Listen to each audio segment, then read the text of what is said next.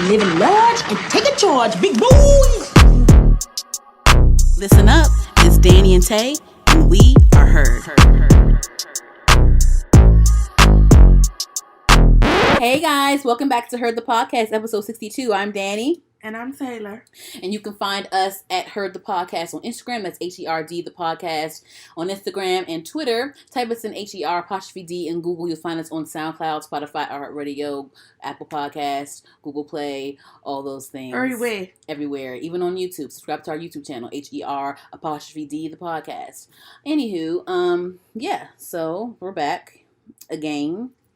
Back with this episode. Before we start off, I do want to say rest in peace to Naya Rivera. Her body was recovered, officially recovered yesterday. So rest in peace to her. Rest in peace to YouTube star Nicole Thea. I'm not really familiar with her, but her story was really sad as well. Mm-hmm. Rest in peace to Michi. I guess he was like an internet comedian. I guess I'm not sure, but I saw he was trending. He I know who that is. He was I didn't killed. hear about that. I think he was shot. I believe. And then also rest in peace to the rapper Marlo. He was signed to Quality Control, like that same label with Migos, City Girls, Little Baby, Lil Yachty, all those people. And John Travolta's wife. Oh yes, John Travolta's wife. I think she battled. Was it cancer? Yeah, it was cancer. Yeah, so rest in peace to her as well. So it's been a lot of losses this year. Honestly, this year has been garbage, as you all know. 2020 has been garbage, but we lost a lot of people within the past couple of weeks. I demanded that redo. Yeah, and it's really sad about I do want to say this one thing though. The thing is, I want to just. It's really sad what's going on right now, but I really wanted to make sure that we be mindful. Like I've seen on Twitter that when Naya Rivera first went missing, like Big Sean was also trending. I didn't like it either. They try to make it about Big Sean and he made that song about Naya Rivera. I don't give a fuck about that shit. Like, but she performed that on Lip Sync Battle. Exactly, but like that's so raggedy of y'all to even bring Big Sean into this whole thing. That's the same thing they did to Ariana Grande when Mac Miller died. They brought her into it. It's just stuff like people are just so messy. That was so messy, trifling and just So I did not like that. But rest in peace to her. Rest in peace to all of the people. Her death really, really, really hurt me. Like her character was my favorite. I'm not from as the things. I never watched Glee.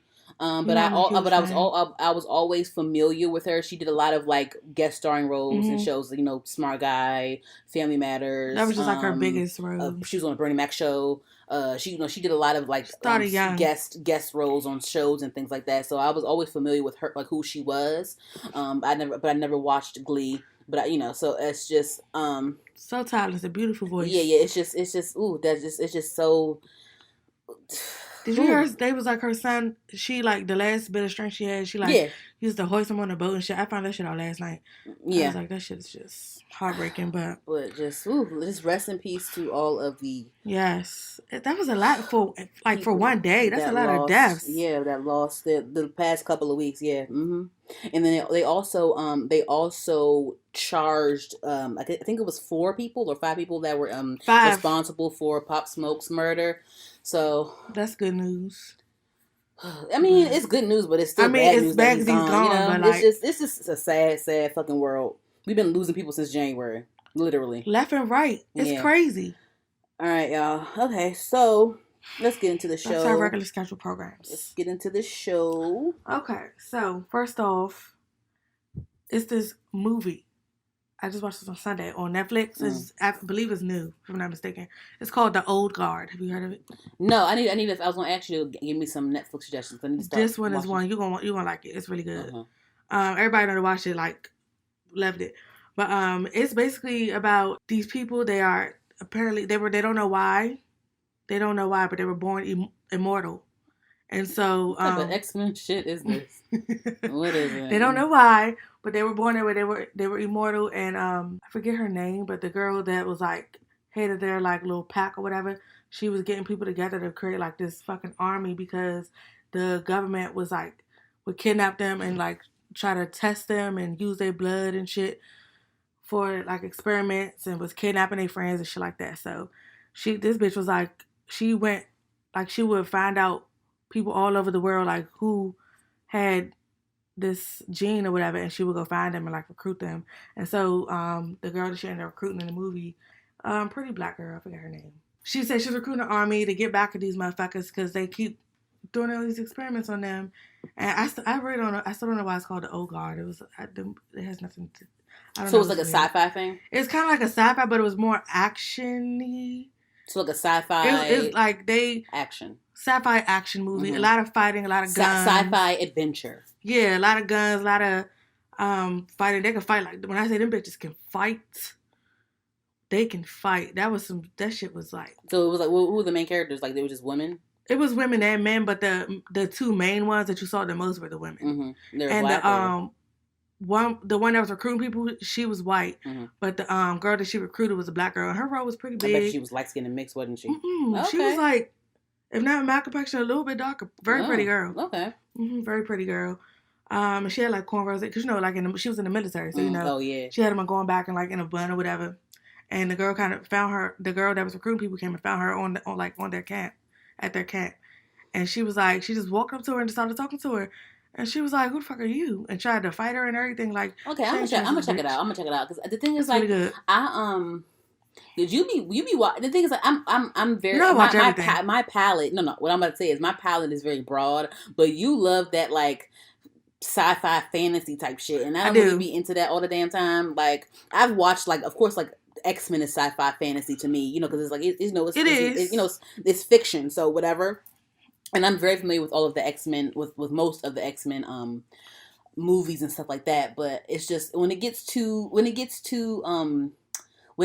like mystical and like childlike for me, I don't too much care for it. Like I'm not really like I'm very familiar with the Harry Potter films, but I can't really sit through a whole thing because it's too it gets a little bit too childish for me, and I'm not really into that. I mean, of course, I read those books and watched the movies when I was a kid. So I'm very big on like nostalgia. I still watch, like, you remember a couple weeks ago we was watching Matilda. Like I still watch all of that shit. Classic. That's what I'm saying. So to me, Harry Potter is a classic. But to me, Harry Potter is a classic. I have the whole box set. Like to this day, I have the whole box set of Harry Potter movies. I got all the Twilight. Like I've always wanted to be a witch, so I like all that shit. I like shit. I love mystical shit, but I don't like it when it gets too childish. Like I loved Charmed. I loved Sabrina the Teenage Witch. I grew up on stuff like that. Like I loved The Craft. I love all that shit. Those are classics. When it gets like, I don't know, when it gets too like, even when you were a kid, you were like that.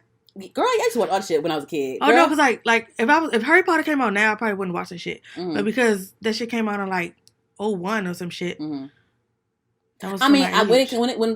Harry Potter first came out, I watched it. Oh, you're just not into that like now. Yeah, like now. Like, you know, I thought you were never never into. No, like I was never like a diehard super fan, but I was familiar with it because of like, okay, this is a cool ass thing. Like, okay, you know. Girl, I got a Harry Potter wand in my drawer.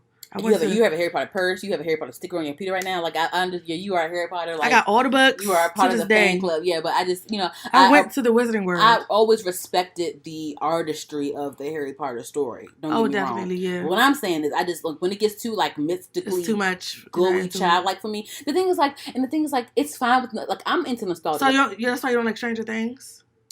I tried to watch it. I'm actually I think I'm gonna try to go watch it again. I tried to watch it when I watched the first. I think I watched the first 2-3 episodes of the first season. I didn't mind it. Like it was fine. I think I might go into that more because it's not. Stranger Things isn't childish to me. It's not. That's why I asked. It's not. Yeah, like I'm fine with that. Like I'll go and like when I have the time, I'll go and sit. I'll watch it. It's fine. But because that shit the shit that happens on there could low-key really happen, some of that shit, because it's really just about science and being on. I thought it was funny how it was maybe a couple years ago. It was funny how someone like tried to put up a poll and like say who one got to go, 11 or Matilda, and I'm like, bitch, 11 gotta go. Yeah, I remember that. All 11 did was make her nose bleed. That, and I seen no, but I seen the one when it was like who would win in a fight, and I'm like, 11 would beat her ass.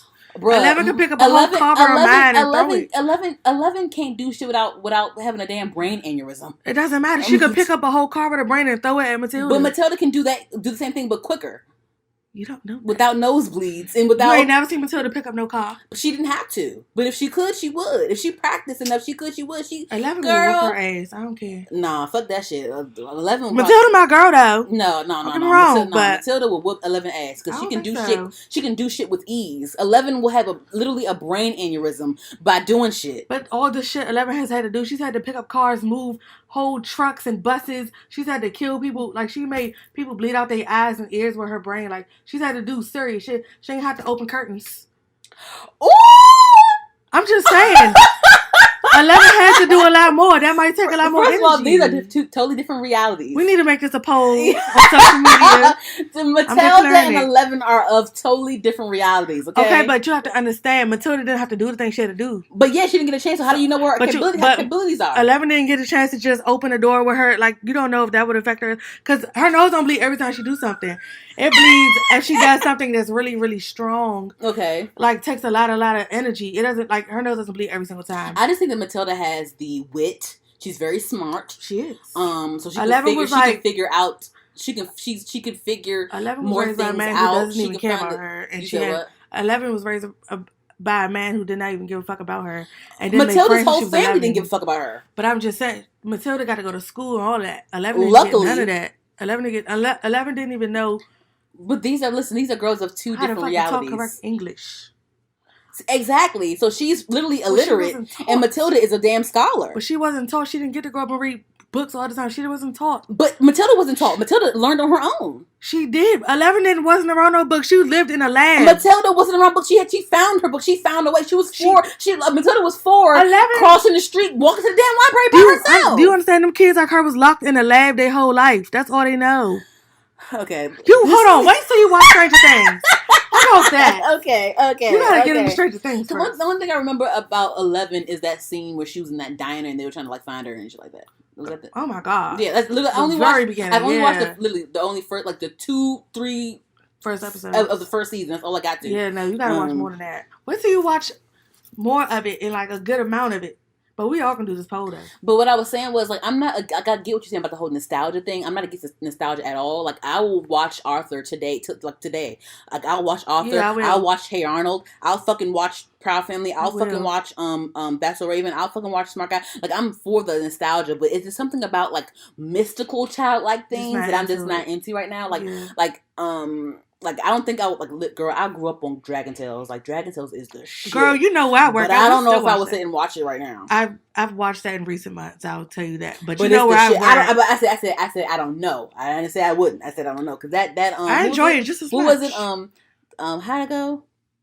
Well, when they about to go to I wish with all my heart to fly with dragons in the land of heart. Yeah, land of heart. Yeah, I used to say it with them every time. Mm-hmm. That dragon scale was so pretty. Dragons. I used to sit right in front of that TV, eat my little corn pops. We watch all that because when we get tired of watching goddamn Peppa Pig, we want to watch something that we all grew up watching. So we'll make but the kids cartoons nowadays is trash. But when the kids get their free time, they get to watch what they want. But sometimes we'll be like, look, y'all about to watch something y'all never seen. Bitch, we'll cut on Arthur. Remember Franklin? Or something. I used to love. They got a new Franklin now. It looks horrible. What? The fuck are they doing? Like, you know how they try to make all the characters like 3D? Make it look 3D? Yeah, I don't like it. When they do that shit. I don't like it at all. Give me OG Franklin. Because Arthur's still a regular cartoon, right? Mm-hmm. Yeah. They still got episodes. Remember Mr. Redburn? They found out he was gay. But they still have the drawing the same way. Yeah, it's all the same. Yeah. Thank God. Girl. I don't like that shit. Go ahead. They tried to do that with another show too. I wanted to say it was like Muppet Babies or something. Or Baby Looney Tunes it was. They made it 3D? I want to say the fuck is wrong with them? They redid that. They redid a lot of old shows. What was it called? The Maniac? Animaniacs? That's on Hulu. Oh shit. Mm-hmm. Go ahead. What you got? I think I have like two. I have 2 more things to mention, but I'll do that after you're done. Okay. It's only 2 more shows. Okay. Oh, also about the old guard since we were just talking about Harry Potter, the guy, his name is Harry Melling that played Dudley. That was. You know, Harry lived with his uncle and aunt and his cousin under the stairs. Mm-hmm. They son Dudley, he was a little fat bitch on that movie, and he's on this movie too. He played an evil little bitch man. He was a man that was in charge of experimenting on all of the little mutant people or whatever. So, yeah, he was a bitch on that movie too. But yeah, Dudley's on there. At first, I thought he was. Where's Ron Weasley been at? I don't know. I used to have a big crush on him. I really did. I used to love gingers. I have a thing for ginger, so I love rom. Remember Especially High when from you that start getting 70s show? Ooh, he was. Oh, girl, I think he got arrested for rape or some shit. I saw on Twitter the other day, I like don't watch. last I week. hate that 70s It show. was. You do, I do not bitch? think that show What? is funny. I do It's not. hilarious. I like Friends. Ugh, my ex loved Friends. I love Friends. Ugh, yuck. They ripped off fucking. I Living know, but Single. it's a funny show. Anyway, I used to watch. When Netflix I used to watch. I'm not about to buy the DVDs or nothing, but my ex would like. He literally like knew like every fucking line. Like, Friends is one of them shows. Like when I'm about to go to sleep, I can cut it on, turn leave it over, on. know exactly what the like how I know Martin. Like yeah. I know it like that. But yeah, I love Friends. I was watching Martin this morning. That scene that everybody was doing on TikTok, the one he was like, no, Gina, please don't leave me, please, you won.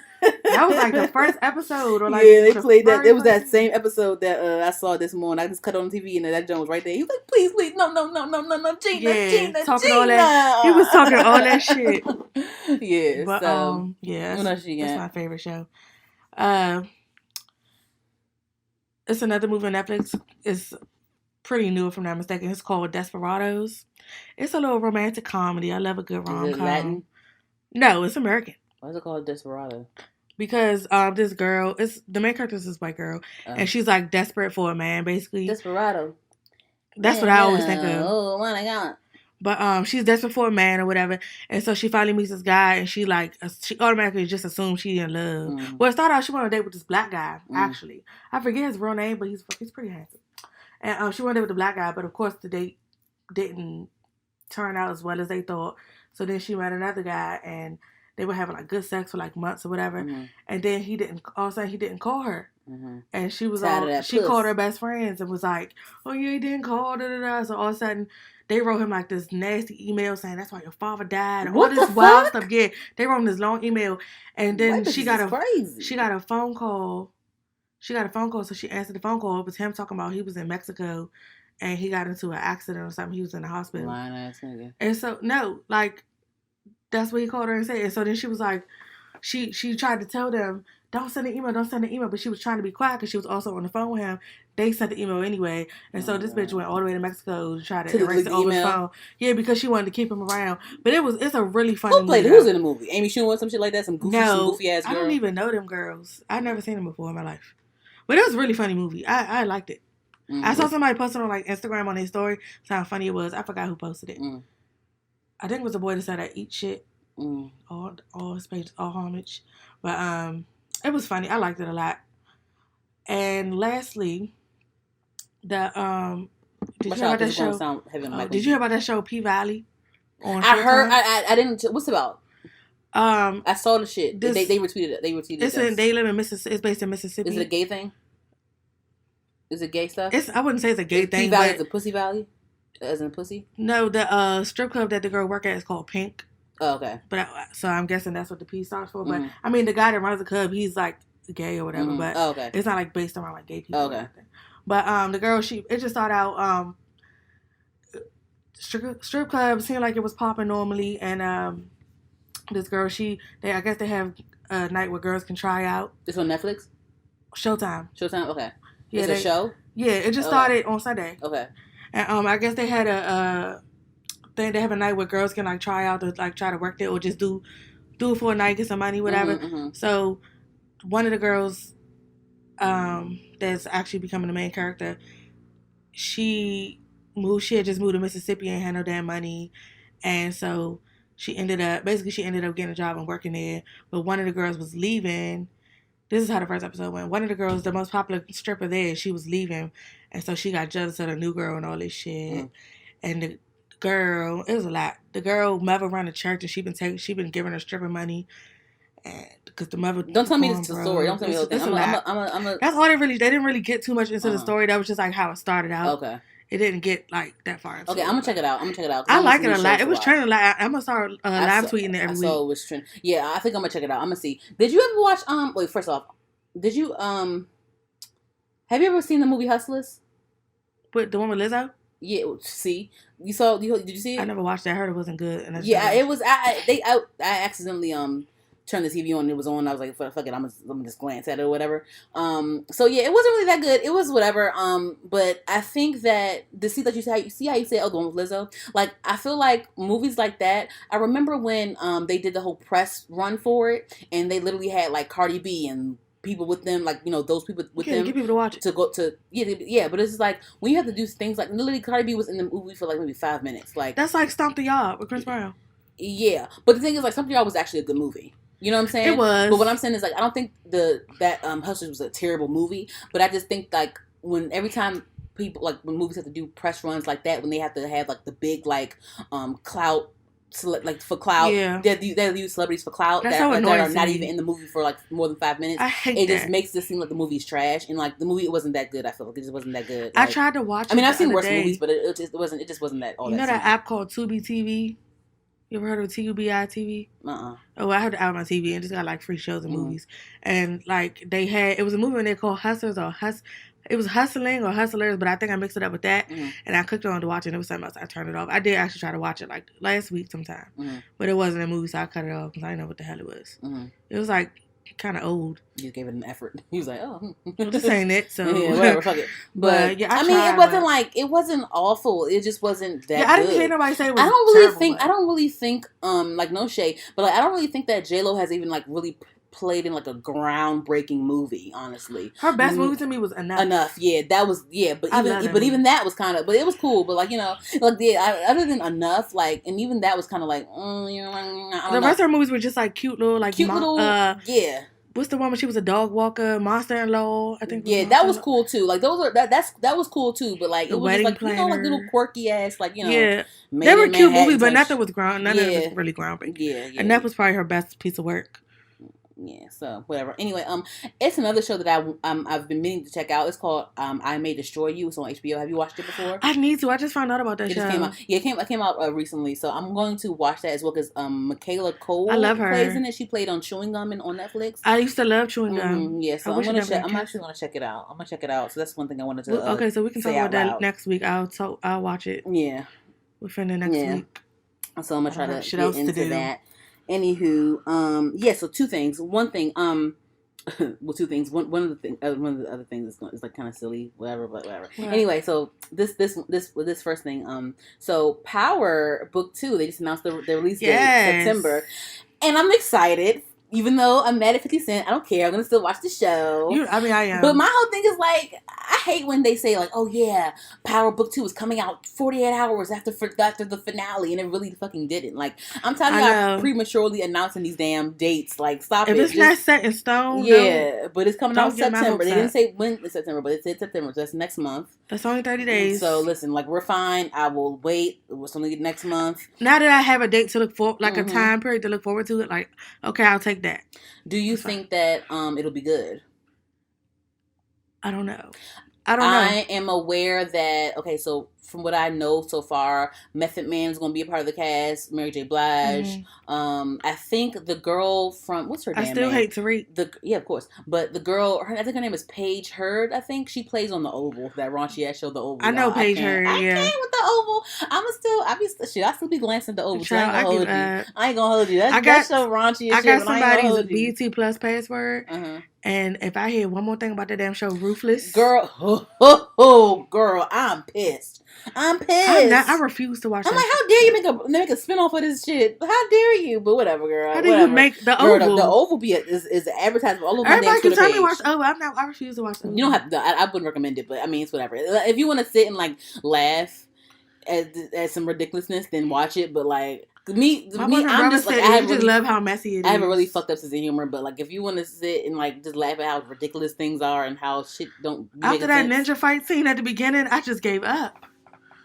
How y'all ninjas in the White House? Mortal Kombat. It's just like for real. It's just the way, girl. It's the way that. See, you can't even say it. Even in the fucking commercials, like it'd be like this bitch, is she a fucking Street Fighter? Like, what the fuck is this fucking Mortal Kombat ass shit? The way she be I don't even think I finished the first episode. Yeah, because it's ridiculous. It's like it really ridiculous. is. I was like, I can't take this seriously. I love you, Tyler Perry, but that right there, it's ridiculous. It's a few things that are ridiculous that he's made, but I'm not no shade. Like whatever. It is, and I just choose not to watch them. Yeah, it's fine. It's fine. And certain things I will, and certain things I won't. Yeah, but I think her name is Paige Hurd. She's gonna be on Power Book 2. I like her. I think that Woody, the nigga named Woody, what's his face? The one that played Bobby Brown on the New Edition story. Oh yeah, I like him. He good. Hold on, let me see. Power Book 2. Ew. I like Woody. I remember when he played Bobby Brown. Bobby Brown said he was too ugly to play him or something like that. He was like, playing. Bobby Brown was like, I wasn't even that ugly. He was probably playing. He looked better. I was like, that was so mean. Bobby Brown ain't even damn cute. he was probably playing around. Y'all only got Murder Blast listed. Y'all ain't shit. It's been enough little promo to know. And it was they had a damn Power Book 2 like first look or whatever that I forgot to watch before I press record, but whatever. Anywho, but from my understanding, Paige Hurd is going to be in it. And Woody, what's his face? I can't remember his fucking name. Y'all need to see the audition story. Yeah, that nigga. But I'm gonna get his name right. Hold on. Ghost Stars. I just know his name was Woody. I never paid attention to him. Only person I paid attention from that whole movie was Luke James. Really? Fine ass. Luke James I think Algie Smith is fine. So Woody McClain. His name was Woody McClain. Yes. I don't like Algie Smith's voice. Why? I watched him in that movie Detroit. He got on my fucking nerves. Really? Yes, I don't like his voice. He broke my heart when he was in that damn damn The Hate You Give movie when they shot his ass. Oh yeah, now that. Ooh, but I loved him in Euphoria. Oh, he was. He was in Euphoria. I can't wait for season. Whenever we get a season 2, I need it. it. Euphoria tweeted the other day and said Euphoria. I'm like, nigga, y'all gonna fucking. No, how about season 2? Let's talk about that. They had to stop filming. But girl, did you hear about how Zendaya and Denzel Washington's son filmed like a secret movie in quarantine? Yeah. Yeah. He fine. Like he's fine now. Yeah. How you doing, John David? Yeah, they filmed like a secret movie. And I think when is it going to premiere? I don't fucking know. Ooh, Catching my pearls. It's called Malcolm and Marie.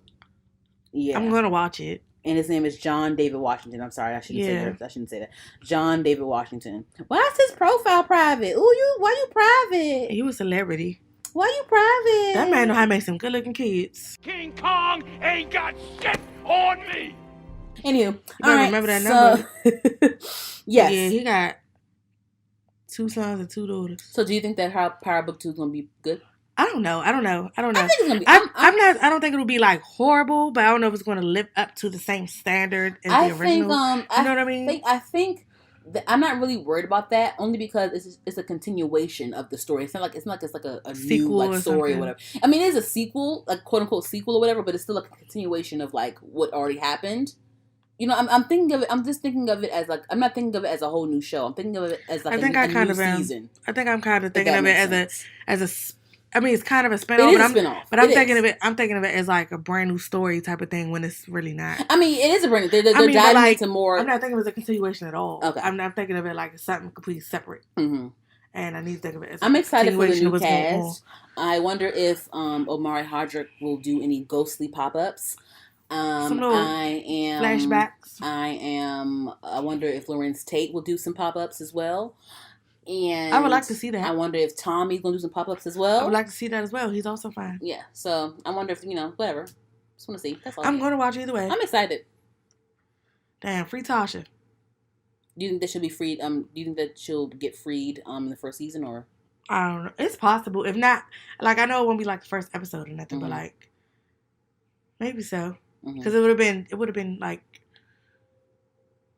I think the last season of Power, they introduced a couple of new faces and they didn't really flush out their storyline that much. You think that's going to get up? No, I don't think that's why I'm mad because I like remember the teacher that Tariq had at that boarding school or not the boarding school but that and show? That girl.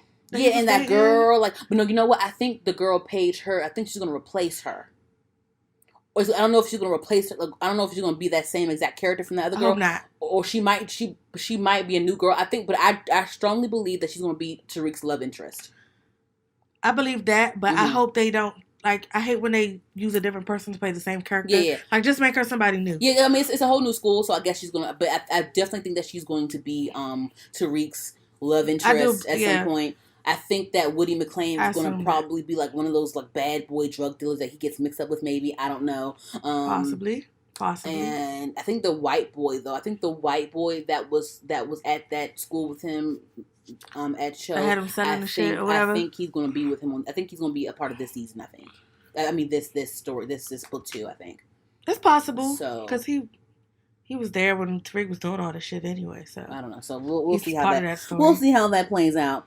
And okay, so I had one like last thing, which is kind of really petty. I don't know why I even wrote it down, but whatever. So I was on Twitter today, and so someone did like a TikTok mimic of, remember the movie Say the Last Dance? That's my favorite movie. And the ending scene where she auditioned to be in Juilliard, and she did that dance, that hip hop infused like ballet dance, whatever the fuck. And so someone did like a side by side mimicking it and shit, and like it was almost was it like Reggie? Huh? Was it Reggie? No, it was like a girl that actually did the dance, or whatever. Okay. But like it was like. It was almost like saying like, oh, like, remember y'all thought that she killed it, but literally these are some like basic ass moves type shit. Like that's basically what it was. It was. And I thought about it. I was but like, I did think she killed it back in the day when I watched it. Yeah, when we were kids. But I'm thinking like, like, was this problematic? Because like this white girl came into the hood, took like hip hop culture and made it her own and used it to her benefit. I'm like, is that problematic? Technically, it kind of is a little bit. And I never thought about it because that's how me and my grandma would watch. Like, we would just watch the movie every single day. Like, we loved that movie when I was like in elementary school. And then Kerry Washington's character was like, and even Bianca Lawson's character they had was something like, to say about her dating a black man. This white girl come up and hit and then like the whole story was just like, oh, be nice to this nice white girl and let her take your culture and let her get into Juilliard while you're still in the projects taking care of your baby. Your the baby father don't come by. And then, remember on Don't Be a Menace? Was Don't Be a Menace? Oh no, it was a scary movie. It was one of them shit. No. It was Sean. Was talking about Dance Flick? Yeah. When Sean came back, I'm here to pick up my kid. I'm gonna be back tomorrow to pick him up again. Remember she just had the baby in the locker, hanging in the locker and shit at school. That movie was so fun. I just watched that movie for the first time like this year. I just watched that movie for the first time. I don't know what I saw it on. What the fuck you watch Dance Flick at? It was like on TV or something. It was on TV? Dance Flick? This is like some months ago. Bitch, what? Before the quarantine. Really? Yeah. Girl. I think it's when I was sick right before my birthday. I think that's when I watched it. Yeah, but I was like, damn, like, I thought like, man, maybe this movie was that like problematic. Low key. If that came out now, it would have been some issues. Like, wow, this white girl just comes in, takes the world by storm. Y'all give her, y'all rap, y'all do like a little head rap, a little ghetto head rap on her. Take her to the club, let her learn y'all shit. See, they made you feel sorry for her first because she lost her mom. And then let her take y'all moves to Juilliard and get into Juilliard on y'all shit. Wow. That movie was really problematic, and I had to think about it. I ain't gonna hold you. It is low key. But at the end of the day, like it's like the same thing. Like how we talk about how like white dudes or white people come into our culture and they can act like us, just like us, talk like us, all that shit. But then tomorrow they can just put on a suit and tie and they can just be Tom or Jerry or whoever they want to be. And they do it all the time. They see them for their color. You know what I mean? And they don't. But at the end of the day, we're still black people, and they see us for our color. Exactly. And like they associate bad things. We could change our voice all we want, but we're still black at the end of the day. We can't. And they exactly and they whatever. So that's another discussion for later on in the show. We will ramble on it. So we will. Yeah, I think I might want to ask people who say the last dance problematic. No, I kind of do. Because I never thought of it. I was so young watching it, and it's always been my favorite. I didn't think of it. Yeah. I just love the movie. You can do it. Put your back into it. I can do it. I still play that song. Because in that movie, that's like one of my favorite songs in the world. Click, click, boom. That and the Montel Jordan joint. And if it's alright. Ready, we can get it. We can get it on. Why don't you always got aliens? Why? Alright, so y'all, we done with the shows? Yeah, I'm good. Okay, cool. All right. Wait. This Christmas is on Netflix. That's my favorite movie. What the fuck? I just wanted to say that. Christmas. Girl, I love that movie. I know, Chris Brown away. But yeah, I wanted to say that. Okay, on to the pop culture of it all. I do want to first start off with this a random Jason Weaver appreciation shout out. I'm not sure if I said this before, but I stumbled upon some old videos. Like it was like sometime last year he did like a little he did a couple of podcast interviews or whatever with DJ Vlad and something called a comedy. It's called Comedy Hype. Yes. You watched? I like just started following that page recently. Yeah. And he was talking about him starting off real young, doing the voice of the Lion. He's so underrated. Lion King, he is. He's so but he's slowly getting his flowers. Starting off at Lion King and then playing Michael Jackson in that VH1 mini series that they had going on, and he talked about how Disney tried to like offer him a big lump sum of money, but his mother was like, nah, we want those royalties or whatever. Yeah. So. You know what I mean? So, yeah. I just wanted to shout him out because he's a treasure. Shout out to Jason Weaver. He was the infamous Marcus Henderson on Smart Guy. He was on Drumline. He was on ACL. ACL's on my face. Mm-hmm. Yeah. I still got that DVD. So, shout out to Jason Weaver. Yep. Shout out to Jason. Handsome. And if they asked him about like a Smart Guy reboot or whatever, that ain't gonna happen. I don't want it to, honestly. I don't. Because I don't want to either. Because, like, I don't think it could be a reboot. I think it just. Because the thing is, it was about a kid who, like, it was a young kid who skipped grades and went to high school. Unless he has children, but that would be weird. I don't want to see that. I never watched that damn Girl Meets World bullshit. I did. I said I was going to try. I never did. I'm not watching that shit. I think it's canceled now. Is it still on? I don't know. I think they canceled it. And then, like, Ben Savage has, like, this fucked up nose job. I hate it. Oh, he got a nose job? His nose was kind of big. No, but he got a nose job, and that is scary. No shade. Now I gotta Google it. Google it now. Yeah, go ahead. I'm about to. Go ahead now. Mm-hmm.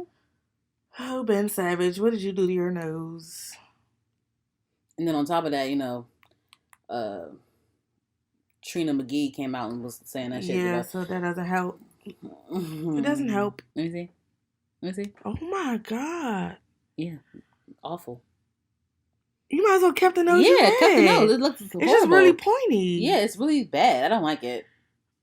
I hate it. That looks horrible. It looks really bad, yeah. So shout out to Jason Weaver for being a Black treasure and a staple in Black teen sitcoms of the late 90s, early 2000s. I'm disgusted by his nose. Yes. Okay. Anywho, I wanted to give another shout out to Portia Williams. And yes, I just found it out. Portia Williams, Yandy Smith, and Tamika Mallory. They were today in Kentucky, Louisville, Kentucky. They were outside of the so they marched to Portia Williams, Yandy Smith, and Tamika Mallory were among others that marched to the Kentucky Attorney General Daniel Cameron's home. So they all are sitting outside his house, peacefully protesting, and police officers, of course, they're arresting them one by one type shit, and they're just protesting and demanding that the officers involved in the Breonna Taylor murder are arrested and charged. So yeah, so let's just, because the thing is, like, we can say like, oh, Breonna Taylor, but like we need to start going back out there and really like shaking the table again. You see what I'm saying? Google her real quick because we should know. I did. She's an activist. Actually, she is one of the leading organizers of the 2017 Women's March. Tamika Mallory, yep. Shout out to you, sis. But so shout out to Portia Williams, Yandy Smith, and Tamika Mallory. Yandy been out here doing some shit too. She was, I think it was last year. It was some shit with the prisons and things like that. Yeah, so she was definitely protesting last year. So shout out to them. And Ari, the girl Ari, Dream Doll, and Arrogant Tay, they're gonna have a reality show coming soon. I'm going to watch that. I mean, I'm not really going to break my neck to go watch it, but I mean... Wait, what is it going to be on? Probably Zeus or some shit like that. I don't know. Because I'm not paying to watch it. Me neither. But they're about to have a reality show. And I brought this up because Arrogant Tate, he's a celebrity hairstylist. He's really good, actually. He's really fucking good. And, of course, Ari is, like a social media influencer, Instagram model. She's a bad bitch. And then Dream Doll, we know who Dream Doll is. She's a bad bitch as well. And she raps occasionally. Mm-hmm. So, like, I'm never really against them getting their money and shit, because a lot of times, like, we're attracted to them because, of course, by the way they look, but also their personality. So yeah, go ahead and capitalize off of personality and be a part of a show. A lot of networks like MTV or somebody be quick to give like some random white people a damn show. It's a show that white people have because they like their family owns like a wine cellar or like a winery or something. Mm-hmm. Like, there's no reason for you to have a show. So, I mean, give them one too. They've been there for years. The Hills. That's what I mean. That's what I'm saying. So I'm not mad at it at all. Laguna Beach. And in no shade, there'd be white people that have no substance to them. At all. Literally, that's what I'm saying. If so they didn't have rich parents or if they could trust get a funds, show, nothing about them would be fucking Ari interesting. and them. I'm not mad at it. So go ahead, do your thing. Moneybag Yo got her a nice ass car. Girl, that Lambo truck looks so good, and I love how he did the orange. She loves the orange. Yeah. Anywho, speaking of Megan Thee Stallion, so so like how I did that. Yeah.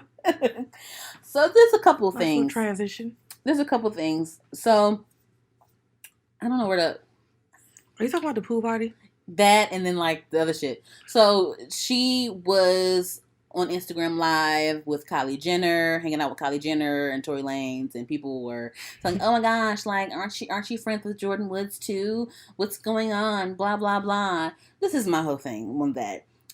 I feel like in the industry, especially in the industry, like no one had like that. You know, Meg Thee Stallion doesn't have an allegiance to Jordan or Kylie. Like she can be both their friends and not have to pick sides. You know what I'm saying? Like she's not that type. Like, she in their industry friends. It's not like she grew up with Jordan or grew up with Kylie. It's like That's what I said. They just met. So like let it be like let them live. You feel me? Like I don't think that it's like a big deal for her to be friends with both of them. No, but at the same time, if it looked good, because she hanging out with Kylie Jenner or something. And there's still people that are cool with both Kylie as well, like both Kylie and Jordan as well. Because Jaden, of course, Jaden is really close to Jordan, but then Jaden was with Justin Bieber like not too long ago when they went somewhere with Kylie somewhere, so they all still talk. So like, it's just I mean, you can't expect them to just drop their friendship. Like they listen. If it's not a problem with Jordan and Kylie, I don't know what motherfuckers be trying to say. How Megan's not one to like really pick a side. Like she's fine. My being thing cool is with them. these are but if people they don't have that a problem with these are people that she just fucking met. That's what I'm saying. So it's like when people sit there and try to deep dive into her quote unquote friendships with these people that she just met, it's so silly to me because it's just like these are industry people. Like she's networking. Like I'm saying, she hasn't been out here that long. Exactly, and that's why I move on to the next topic of people like saying like, oh, she always nice to everybody. She's friends with everybody. She always da da da da. What do you expect her to do? The girl Erica Banks tweeted some subliminal shit. Of course, it was like we all knew it was about Megan, but she said, okay, twin. "What did she say?" She said, "Okay, twin." All these bitches is my sons. I cannot. So Erica Banks said, "I'll never be that artist rubbing elbows with every single person I meet in the game to stay likable." LMAO. So of course, Erica Banks is the person that Carl Crawford signed to the same label 1501 that Megan is a part of, and everyone said that she's like Megan the Pony or Erica the Pony, like Megan's little clone or whatever the fuck. And she tweeted this shit, and people, of course, we know who you're talking about. But my whole thing is like, I don't see anything wrong with Megan. The thing is like, I don't think that Megan. Look, I've never met her before, so this is just speculation. Or whatever, but I think Megan is like a rarity, and I think that she's one of those girls that doesn't like the drama. Like she's one of those girls that you would love to be around because she's kind-hearted and pure. She doesn't look for drama. It's whatever. Like she even in interviews she'll say like, I'm just gonna be nice to everybody because like, yeah, you can be mean to me all you want to, but it don't matter. I'm gonna be nice to your ass. You know what I'm saying? Kill 'em with kindness type shit. And let her be nice. Let her be because it's a lot of things. It's a lot of things that she can be upset about, honestly.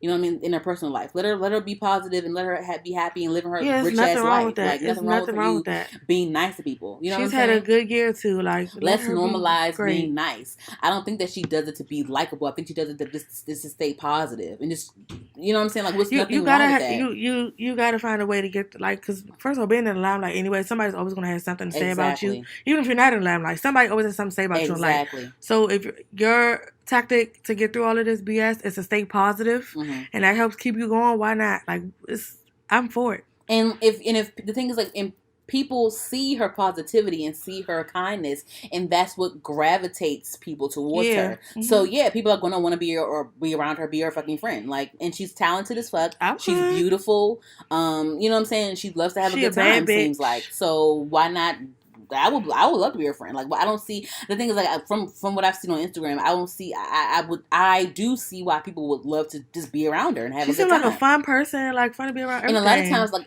nowadays, a lot of these people in the industry are like we're all around the same age. We're all around the same age, and we're all at the same parties. We're all in the same neighborhoods. We all have this. We all have a lot of money, so like, you know, why not? Y'all work in the same business and stuff. Like, you know what I'm saying? You know. Y'all all go to the same events, so of course you're gonna bump into each other, and like, you know what I mean. So whatever. I don't understand why it's a problem for her to be cool with people. And then there were jokes saying that, you know, ooh, this is the Kardashian curse, because there were reports today that said it was some shit with Tory Lanez, with some shootout shit, some gun shit. Yeah, they said that was it was some shit about that has nothing to do with somebody that bust gunshots in the air or whatever in some little Hollywood Hills neighborhood or whatever the fuck, and the police came and found a concealed weapon in Tory Lanez's car or whatever the fuck. He already had a gun charge. And then you know, it's a felony now, so he's locked up right now. And then I guess some glass broke and Megan fucked her foot up on some glass and shit like that. So she had to go be hospitalized or whatever the fuck. I don't know. But they're all joking about it being a Kardashian curse. Whatever the fuck. Whatever. So that has nothing to do with that. That's so dumb. It's just dumb. But I saw on some blogs they were saying, like, you know, yeah, Megan needs to watch who she hangs around and things like that. Yeah. But my whole thing is, like, we don't know the whole story. We weren't there. The shit happens, so we don't really know. But yes, guns and being involved in the scenario is dangerous. It is life threatening. Luckily, no one got hurt. But I feel like for me to just say, oh, she needs to watch who she hangs around, I don't know that. You don't know what really like. You don't know the full story. Yeah, you weren't there, so I wouldn't go that deep into it. Like, watch who you hang around. Yeah, whatever. Like, so what do you think about Kylie hanging out with Megan though? Do you think that she's doing it as like a... I'm not going to say she is, but it's possible. Possible what? That she's probably hanging around her, like, because she thinks it makes her look good or whatever. Mm-hmm. Like, it wouldn't shock me if that was the case, honestly. Mm-hmm. Their whole clan does a lot of stuff for, like, clout or whatever, so that wouldn't shock me. I don't think the Kardashians need, quote-unquote, clout. Well, not clout, but, like, just to look good, like, just... As everything, like just to benefit them? Yeah, basically, to benefit her. Like, it wouldn't shock me if that was, like, part of the reason she hung with her, or any reason at all to hang out with her. Like, but at the same time, who wouldn't want to hang out with her? She played devil's advocate. She's like a cool girl. Do you think that this is the same thing that happens in like high school? I don't know. How you hang out with people, like, oh, because it depends. It's everywhere is not like everyone likes you too. Oh, everyone likes you. Okay, great. Come to my party, type shit. Oh, let's hang out. I guess every high school doesn't have like, oh, she's the most popular girl in school. I feel like every school has like the people that are favored, at least. Maybe I guess it's just not like, oh, she's the most popular girl in school. She's like, it's not like that everywhere. Like, I won't say when I was in high school, it wasn't people that were more favored than others, but that's what I'm saying. Like that's what I'm saying. Like I feel like it's the same social construct everywhere you go. So like in high school, there's the popular people. I didn't think of it like that. Whatever. You know what I'm saying? In the industry, there's popular people that you want to be seen with, type shit. Like I feel like it's the same social construct in every scenario that you're in. I was just trying to like relate it to that, just to see. I see what you mean. Because I don't want to always say like, oh. I didn't think of it like that. I guess I wasn't like that in high school. Like, I was cool with whoever. Like, no, I'm not talking about you personally. I'm saying that's why I didn't think of it in that way. Yeah, that's why I didn't. So that's why one of the blogs was like, you know, maybe Megan is also using it to her benefit, whatever. I don't know, possibly, whatever. Anywho, I just feel like if so, I'm not mad at it. I mean, whatever. At the end of the day, I don't have an issue with her being cool with people. Like, there's nothing wrong with that. That have done nothing to, as far as we know, have done nothing to her as far as she knows. So what would she sit there and just be bitch for? Like, yeah, and I just feel like, you know, she just doesn't like, I'm never going to fault anyone for not wanting to have issues with people or not wanting to have negative feelings towards anyone, because it really weighs on your mental. Mm-hmm. To have to carry that around like it's a burden. Like recently, like it was like yesterday, I actually had a falling out with a friend a couple years ago, and I actually went and what's her name? But I actually, like, you know, messaged them and like said, you know, hey, I hate how things ended between us. I want to apologize for anything that I've done. was negative, had a negative good. impact, or whatever the fuck, and whatever, and they responded and said, hey, thank you for the apology. We had some good times. I hate how things ended between us. I hope it was a cool thing. Like That's it was good. like whatever. So maybe one day we'll link up again and continue the friendship. I don't know, but that's my thing. Like I don't want to have like, especially people that you actually had a friendship with, a real friendship. Yeah, because after a while, when things are like, if I'm not saying y'all situation was petty, like whatever happened, but like some things don't even be that serious to like break a friendship up or whatever. And a lot of times it'd be misunderstandings. After time has passed, shit. a lot of that's usually what it is. And a lot of times once all these years have passed, it's like who even cares at this point? Because and when it's that stupid, sometimes you probably don't even remember what the hell happened. It's that, and then you can also use it as like a learning experience. Like yeah, that too. Maybe something about you needs to change. And sometimes you don't realize that right away, and that's fine. But once you do, and you be like, oh yeah, I'm sorry if I did anything. Okay, I can accept that, like, because you were being an adult and a woman, and you fucking apologize or whatever. Like I take that. Yeah. So hopefully, Good free Tory Lanez. Yeah, I mean, I know he had a gun charge, he had a gun in his car, but he was chilling. He wasn't doing nothing. So get some good lawyers, Tory Lanez. He got coins. Free Bobby Shmurda. I think he's coming out at the end of the year. Just wanted to say that. Yeah. And yeah. I can't wait for that. Everybody been waiting. I'm gonna just save the what's the name for last because I think I'm gonna. What we just talked about? Yeah, it's gonna what's the name? Anywho, yeah, you're right. Anywho. What? Whenever you start doing this little laugh, I'll be like, what? So the latest cast member to leave the reel is Tamera Mowry. Are you surprised? No, yeah, I'm surprised. I was too. I thought she was like happy where she was. Not saying she's not happy. I mean, I guess she has a reason. I didn't go see if Tamera like said why or anything, but I'm just assuming. I know I'm gonna read it. I'm gonna read what she said. Okay. But of course, it's like a politically, it's a politically correct statement that she released. Of course, right. I'm gonna read it, but where the fuck is right here? So it says from Tamera Mowry. It says, for 7 years, my home and my heart has been at the Real. The friendships that I've made there will last a lifetime, and the people that I've had the blessing to interview have changed my life for the better.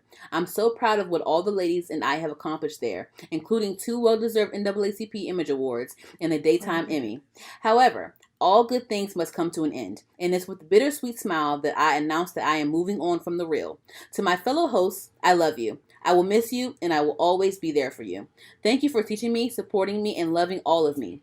Sisters forever. I'll be rooting for you as I look forward to spending more time with my family, pursuing amazing new opportunities, and embarking on the next chapter of my life.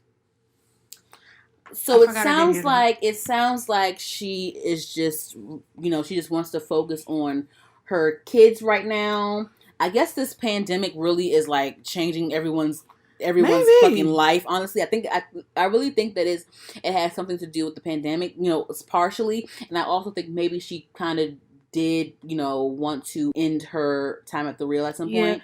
Because I don't think that this was things like this to me. It was so unexpected. I don't know, but things like this to me, when it comes to like leaving a show or leaving a job like that, I always feel like it was always in them that they were planning on like bringing it to an end at some point. Yeah, it was just a matter of when. But I think it's partially because of the pandemic. Kids are going to be out of school for a while. We don't know when they're going back to school, and she wants to. I guess her kids are young. Yeah, she's been at home more lately, spending time with her kids. She wants to just spend time with her kids. You know what I mean? And then she realized family's more important. Then her and Adam have like a YouTube channel together, and like they have other things that they have other lucrative endeavors that they can like. She doesn't need the Real spend more time with. So she doesn't need to stay on that show. I mean, I just think she'd rather focus on other things that she probably feels is more important, and she doesn't need the Real like how she's been on it the past few years. I'm not saying she needed it, but I'm saying she doesn't need that to be like her source of income or anything. She has other things. I think even when she was on the Real, I don't think she needed it. That's what I'm saying. I'm not saying she does, but like she like like if it was the other way around and like she needed that money, then she would stay because she had to stay. But she doesn't have to do that. Yeah, that's what I'm saying. So what I'm saying she is sees other things are more important than being on that show. Yeah. I think that she got on the show because she wanted to. She wanted to experience that whole talk show thing. But I just think that maybe the real had just ran its course in her life. Spending the whole time. Spending a long She's time. been like, that's what they say. Like she was an original member. She was a founding member of it. Well, not founding member, but she was the original, OG cast member. Yeah, OG cast member. Yeah. So I think it just really ran its course for her. You know, because sometimes you outgrow type. You know, you're going to sit and talk about hot topics and these gadgets and things like that. And Sutton for the rest of the world, fans and everybody. You know, Amanda Seales just left 5 minutes ago, and then suddenly she's gone too. Like that was. I didn't think she would leave. I didn't think that. I didn't think so either. I didn't see it coming, and then also so quickly after another cast member just left. So now it's down to Lonnie, Adrian, and Jeannie Mai. Yeah. So do you they're think... gonna have to add some people? Yeah. So they I was watching Impressive. Shout out to Impressive, girl. I'm gonna have to meet that girl one day, girl, because like child. But anyway, so Impressive, she brought up and the thing is, I thought this as well. What? She thinks that Keke Palmer would be a good addition, and she would. When she said that, I was like, yes, would. She'll be good. Because the thing is, with the whole Keke Strahan Sarah thing, that got canceled. Yeah. So I think Keke will be great on that show because I remember the things. You know, I'm home a lot. I'll be at my grandma's house a lot lately, and you know, we watched The Real, and like I remember having like a little argument with my grandmother. I was saying like, you know, they need to have someone on there that's more millennial.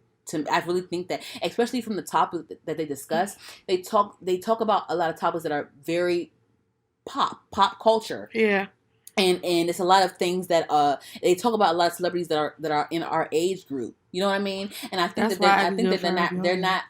I think they're all fairly still young. They're in like late 30s, 40s, whatever the fuck. That's still kind of young. It's not like right. It's not like ancient or whatever the fuck. But a lot of times, you know, they talk about people that are around our age, and I think that they're not. I've noticed that they're not fully like hip to a lot of the situations and a lot of the, you know what I mean? Just a lot of the lingo here and there. She's closer to our age, like. That will bring... She has a better understanding of what's going on right now. Definitely. Because I feel like our generation is really like the main focus right now in the news and pop culture and things like that. So I think that Keke Palmer will be an amazing addition to the show. And also, they would need her.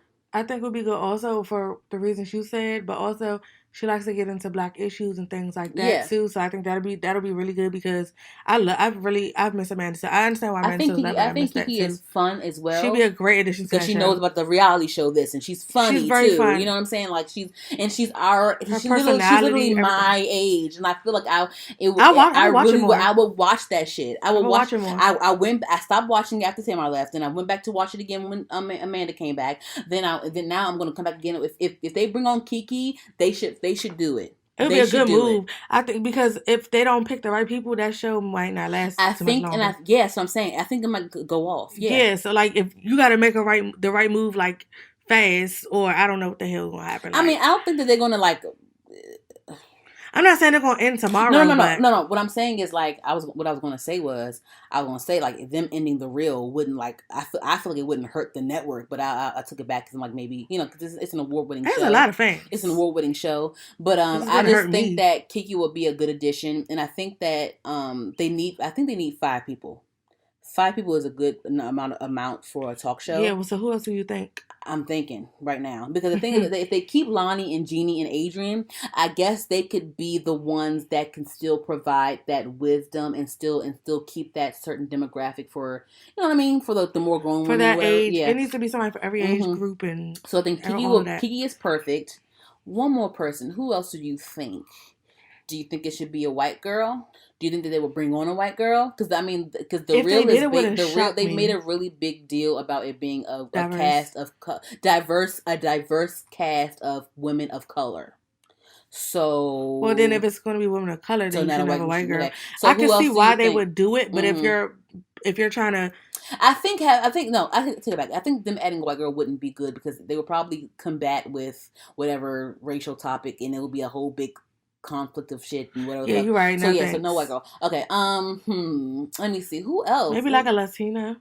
That's fine. No, Adrian's on there. That's fine. Like, but they could have another Latina because they had 2. There's Lonnie on there. That's fine. I'm just trying to think of another. Just any person. We should look at Keke Palmer. Who else be out there like that? I think Marsai Martin too young. Martin too young. She's a good. Yeah, I think she's too young, but like, her as a person would be a great thing. Yara Shahidi's busy. She would be great too, though. Yara Shahidi is busy. I really want to get this. Amanda Seiberg's too young too, I think. She's kind of young. How old is she? She younger than us. I know she's like a teenager. Or if she's not a teenager, 21 maybe. She just got out of her teens if she's not one. She's 21. Okay. I knew she was either She might could do it. She might could do it. I mean, I would watch her. I love Amanda. Like, I would watch her if she went on there, but she might. I don't know. She's mature for her age, though. Yeah. They be having Willow little 19-year-old, 20-year-old ass on the red table. Mm-hmm. And Willow's pretty mature for her age too. But I don't know. I think Amanda would be pretty good. Amanda, let me think. Amanda. They should post the real should like be like, who do you think? Yeah, they should. But just see what people say. Keke Palmer, sis, go on the real. Her for sure, but like they need you, baby. They need you. I hope they enough people watch. Like Keke Palmer will bring in more people. But no, I wish that enough people would like kind of put that out there, just for them to see that and be like, that might be a good idea. Yeah.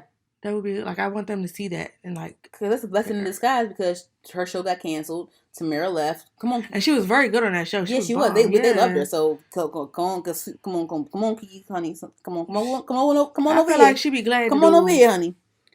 So yeah. Anywho, we'll think about that. But I think Amanda is like a good runner up though, for sure. For the fifth one. I love Amanda Steinberg. Me too. Yeah.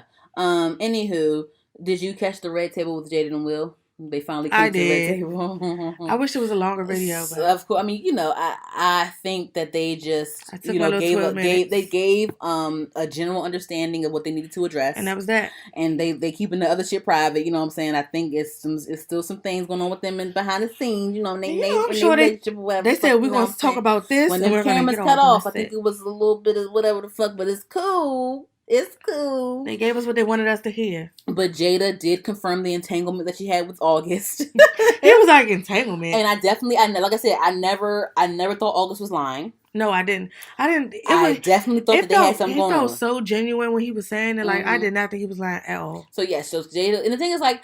And it confirmed it for me that he was telling the truth when she tweeted, like, yeah, I need to come to the red table and there needs to be some healing or whatever. Then it has to be some healing to be done. There's healing to be done or whatever. Fuck. So when she even, like, announced herself coming to the red table, I knew that shit was true. Because if it was bullshit, then... She wouldn't have given it from there. So, yeah, so that was true. So, yeah, so I guess at that point she just wanted to just have damage control, just to let everyone know that, her and Will were broken up at one point. And that's how the shit happened. Whatever. This is... Okay, so when I first heard about this whole situation, with like when August came out and said his side of the story, I remember, if I'm not mistaken, he said, I thought it was either him or Jada, but I want to say it was him. And he mentioned that Jada mentioned that he like kind of filled a void for her from when Tupac had passed away. Oh, that he reminded her of Tupac. Yeah, and so I was just kind of like, if I kind of looked at her as like a predator, kind of, because I'm like, this man had went through so much. It was at a very vulnerable state. He was trying to fill a void from like the 90s, and I'm like, yeah, she did say she just wanted to feel good again. Or yeah, like that was when her and Phil broken up. I mean, I feel Will were broken up, but it was a tweet. Someone tweeted some shit. Like a couple weeks ago, whatever, they say like, yeah, they think that Jada took advantage of August, and I initially was like annoyed by that too. Like, how she take advantage of this grown ass man? But now that I watched the Red Table and I thought about the whole thing, in a way she kind of did take advantage of his vulnerability because he was like they said he was very sick when he came to them. Yeah, he was in a very vulnerable state, like mentally, physically, everything. Like that's how I felt about it. But I think that I forgot that she was she's an addict.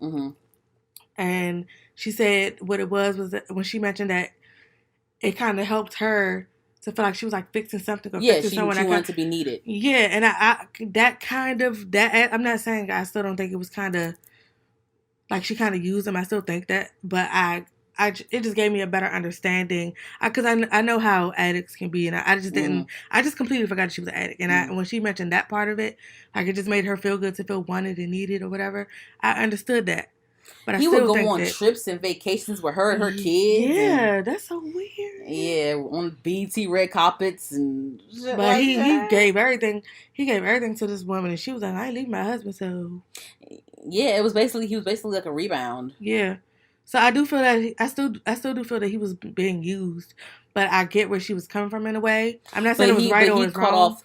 She said that he cut her off. Though I'm glad he did. Yeah. Because sometimes I've been there where it's like where you are so deep in that you can't cut the person off.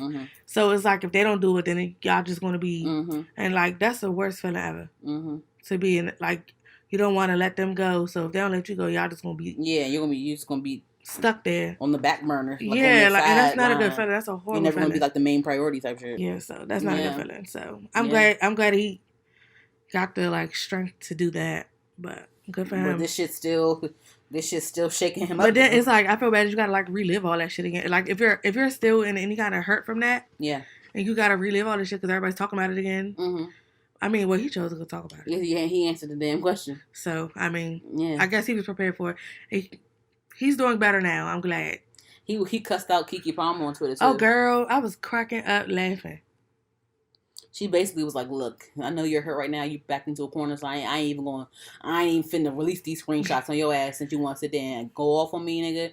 All right, nigga. I see you hurt right now. All right, nigga. I'ma spare you because you going through you in a hot seat right now, so I'm gonna spare your ass, basically. But yeah, so I would love to see those screenshots. Though. Just saying. I thought it was interesting when Will said like I'm gonna get you back, and she was like, "Look, you already got me. You done enough." Yeah. So that's what I'm saying. Like some of them rumors that been going on over the years, some of that shit got some truth to it, honestly. Clearly, but they're not going to come out and just say that. I definitely think that Will probably fooled around with a co-star or two during their breakup, I guess, or whatever the fuck was going on. I mean, like, and the thing is, and people, it's been so many memes going around. It's like I would have beat her ass with that red table if I was Will, and it's like, but who the fuck said that? I saw a meme was like I would have beat her ass with that red table. But the thing is, while she was doing her, he was also doing him. It's not like it was. They were on a break. They were separated. They weren't together. And who knows what Dirt Will did? That's what I'm saying. You don't know that because you weren't there. Yeah, so like you talking about you with beat her ass with the red table. You don't even know what the hell happened for real. The only entanglement we know of is the Jada August shit. Og. This word entanglement, everybody is using it.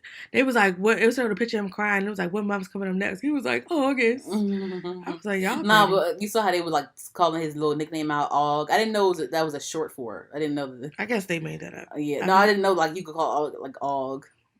If someone I knew was named weird. I would not call him Og. Okay. I would just call you August. If someone I knew name was August, I would say like Gus or some shit. That's what most people do, Gus. I've never heard nobody say Og in my life. But you know. Hey Gus. Gus always makes me think of a little fat mouse on Cinderella. A little fat mouse. LOL. Gus. LOL. But yeah, so I mean I'm definitely naming this episode Entanglement. I'm just like, you know that. So and a little wave emoji. Yeah. So I'm just saying. But yeah. I mean, it is what it is. Yep, pretty much.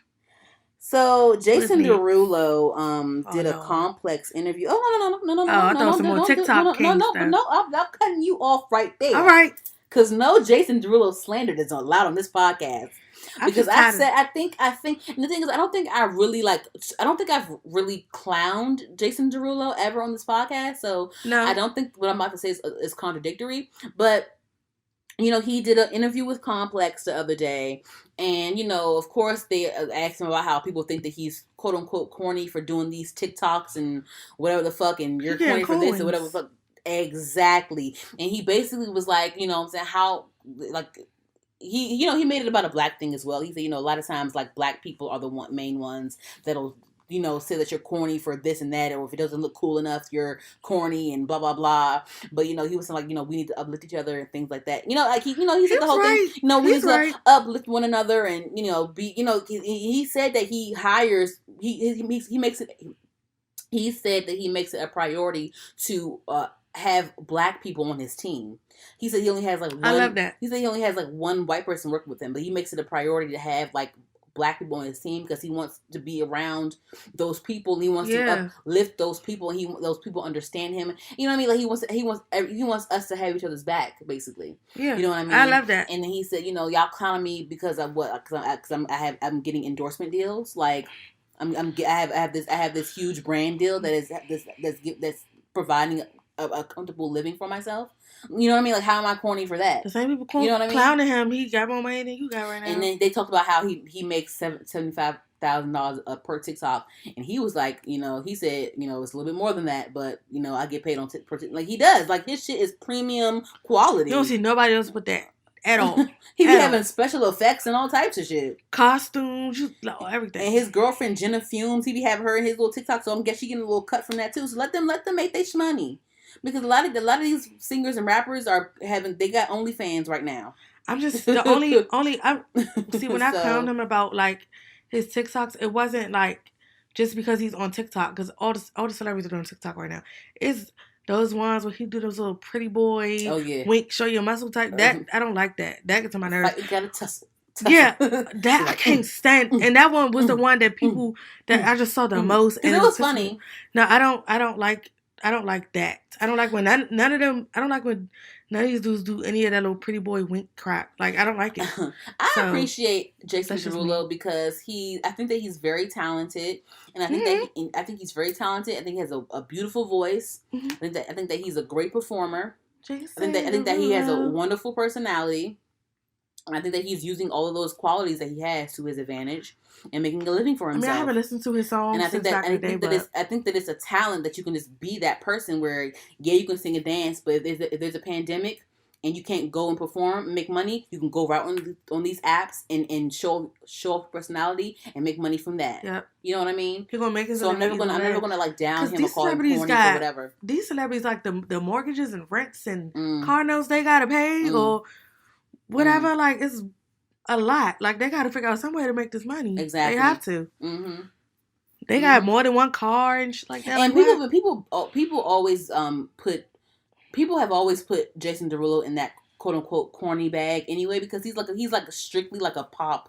Like I'm not saying that he's I'm only saying this because of how, closed-minded people. That's how he's categorized. He's like to me, he's R&B, pop, whatever fuck he wants to. To me, he's whatever he wants to be. I'm just speaking of it as a closed-minded individual. Like, people look at him as like this pop person. The only time, like I said before, the only time that he's played on like quote unquote urban stages is when Nicki Minaj or whatever rapper is on his song. Yeah, you know what I mean. Other than that, he's going to be on these pop. I wouldn't say he's corny though. Station. I don't think he's corny either, but of course, people are going to look at him that way because, like, that's just how he is categorized to a lot of people. It is. You know what I mean? Yeah. So, has he ever performed on the BT Awards? Not to my knowledge. Me neither. Yeah. So it's just things. I don't know. It's just things like that. Like, I feel like he's always been looked at as like the quote unquote corny person, and the poppy guy or whatever the fuck. But hey, you're doing something right, so. I mean, either way, like, look, make your coin, Jason Derulo. I would love to meet you one day. I think I admire his work ethic. Like I said, I admire his talent. And because he's going to do what he got to do. And have you seen it, like, the way, on them TikToks, the way his house is set up, the way his house looks, he's living good. He's doing just fine. Yeah. He can be corny all day. Let me tell you something. If TikTok wanted me to do that, I would do it every single day. I'd be coming up with new ideas. And he has more TikTok followers than he does Instagram followers. Mm-hmm. He has almost 30 million TikTok followers. You told me that before. He has like 30 million TikTok followers. They're entertaining. His TikTok be entertaining. So when them followers go up, that means the price go up. So he's doing just fine, y'all. So go ahead, keep calling him corny if y'all want to. They getting the money. Chance the Rapper was trending today on Twitter. For some dumb shit, or yesterday, or whatever. Yeah, yesterday, whatever. For some dumb shit that he was talking about, the presidential shit, and he threw in Kanye or whatever. Like, I don't really like it. Kanye dropped out now. But he never dropped in. Oh well, he never dropped in. Not even dropped in. He decided that he don't want to run anymore. Either way, he was never registered. He never had the. He never was in. He never even voted. He never. That's the thing. Like, I make it a point not to dive into much of the Kanye thing, because it's at a certain point, like, I don't want to keep saying the same shit about one person over and over again. So I'm just like, I don't even want to even bring the nigga up. I'm not even gonna get into much of this Chance Rapper shit. All I'm gonna say is that he said some dumb shit about the presidential election, and he got chewed up for it. Terry Crews had to quote unquote endorse him for him to realize that his shit was stupid, and he backtracked and apologized to us. That's all I wanted to say. I thought it was funny, and that's all I wanted to fucking say. Boom, that's that. Yeah, don't give it too much energy. I'm not even about to get the shit. And then some nigga named Cal Quiero. No Quieto para mí. Okay, I don't know who let me see. Cal what's his face? Quiero.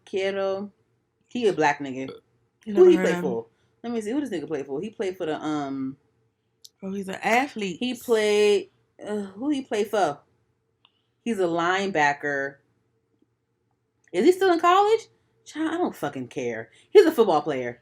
And he said some wild shit about Jill Scott randomly. He said y'all are attracted to Jill Scott. I can't believe that. Is that why she was trending? Yeah.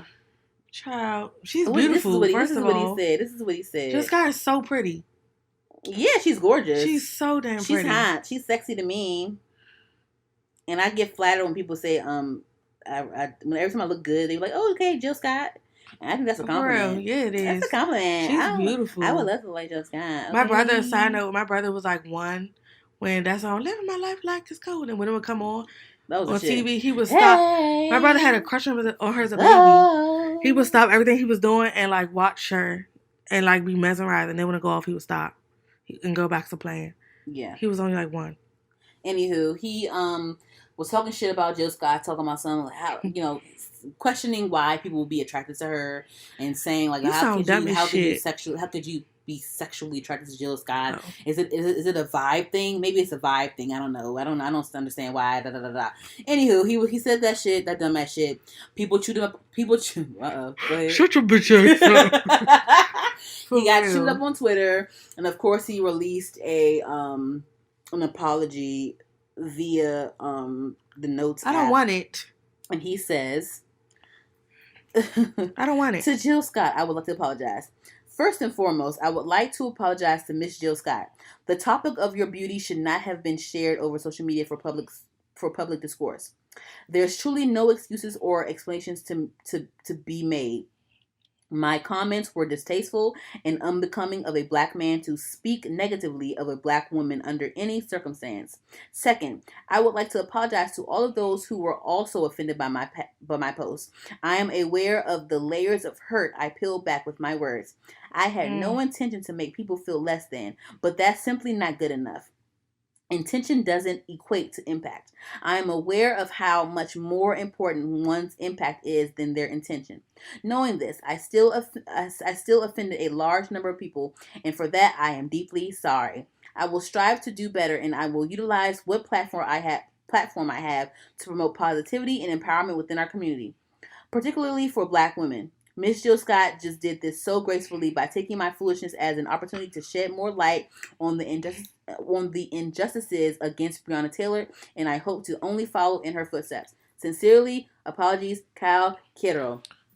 Or Kero, whatever the fuck your name is. Because, of course, Jill Scott replied, when she was trending, she was like, what the fuck? And she was just like, look, arrest Breonna Taylor's murderers. Like, you know what I'm saying? Plain and simple. She's not even going to give it no energy. You know what I'm saying? Whatever. But yeah, he got chewed up about it. Nigga, you knew you was clowning her looks, nigga. And because, of course, they made it about... I don't accept. A lot of things came into play of black women and, and her weight came into play when it came about his comments or whatever the fuck, But nigga, you know what the fuck you was doing. Nigga, you was clowning her looks or whatever the fuck, and you got chewed up for it, and your publicist wrote this beautifully written note. I was going to say that. Sir. I was going to say that. I don't believe it was you because, nigga, I don't believe it was you. I just don't believe it was you. I just don't. Because it was written in the notes app and they sent it to you and was like, post and you copied and pasted that motherfucking shit. Pretty much. Nigga, no. Your publicist wrote this shit. And rightfully so. That's what publicists are for. Yeah. But he didn't write that. He didn't mean none of that. I don't believe it. He just wants to... He's trying to make himself look a little better. Of course, so this is his fucking career. But I think that he is. I think that he does feel dumb. I think he feels dumb, but I think that he meant what he said. said. I think that yeah. But I think that he does get the gist of what the problem was from what he said. Mm-hmm. But anyway, that's that. I mean, fuck these niggas. These niggas listen. If they don't appreciate these niggas, even from last episode, if these niggas don't know how to appreciate us as black women, fuck them. I don't want to be desired by them any fucking way. Nope. You feel me? Nope. Not at Anyway. all. Girl. So lastly, I'm like, I don't remember if I put deodorant on. no, lastly, before reminds me of what the whole August shit. Remember when I just found out about the August shit when I just came over here to Yes, this is a weekly thing now. Yeah. So, we just breaking news. It's like, nah. No, for real. You heard it here first. So listen. Girl, so I guess Nick Cannon was saying some shit on his podcast or whatever the fuck he was in. He was doing something, girl. Who was he interviewing? Who was the boy? This was a man. The man. The male. This was a man. Person. He was a male. And let me read this. Let me just, oh God. All I saw was the side of his face. Yeah, so he was talking to someone on his, look, y'all, I'm so sorry. I don't want to sound unprofessional. Let me look it up real quick. Hold on. Let me look up who the fuck this nigga was talking to. I thought you might know who he was. I didn't know. I didn't. It was. I feel like you be knowing some scholar or someone. I can't find my phone. Oh. Anyway, y'all. Anyway, so Nick Cannon was speaking with someone on his podcast, and he was speaking on. I'm just gonna play the clip to you guys because he got white people mad. He got white folks real mad. The only way they have to rob, steal, rape, kill, and fight or flight, in order to survive. Exactly. So then these people who didn't have what we had, and when I say we, I speak of the melanated people. Right. They had to be savages. They had to be barbaric. Because they're in these Nordic mountains. They're in these rough, torrential environments. So they're acting as animals. Right. So they're the ones that are actually closer to animals. They're the ones that are actually the true savages. And then they built up such this I don't want to say warrior, but they built up such this conquering barbaric mentality. All right, y'all. So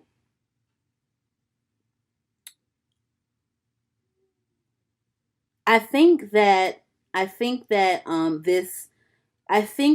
podcast was this episode, this particular episode.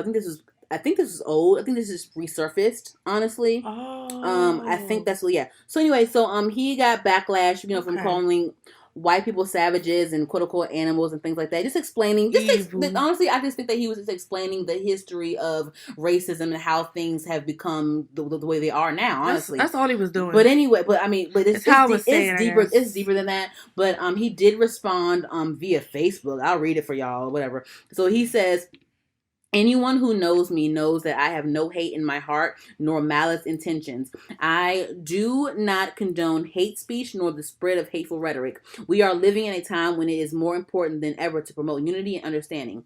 The Black and Jewish communities have both faced enormous hatred, oppression, persecution, and prejudice for thousands of years, and in many ways have and will continue to work together to overcome these obstacles. Side note. He was also accused of saying something anti-Semitic. I don't think it was in this clip, but he was accused of saying something, and he did say something about Hebrews and things like that. But whatever. Anywho, I'm gonna find a full episode. Continuing, when you look at the media and other sectors in our nation's history, African Americans and people of the Jewish community have partnered to create some of the best, most revolutionary work we know today. I am an advocate for people's voices to be heard openly, fairly, and candidly. In today's conversation about anti-racism and social justice, I think we all, including myself, must continue to educate one another and embrace uncomfortable conversations. It's the only way we all get better. I encourage more healthy dialogue and welcome any experts, clergy, or spokespersons to any of my platforms to hold me accountable and correct me in any statement that I've made that has been projected as negative. Until then, I hold myself accountable for this moment and take full responsibility, because my intentions are only to show that as a beautiful human species we have way more commonalities than differences. So let's embrace those as well as each other. We all are family. Or we all family. Okay, so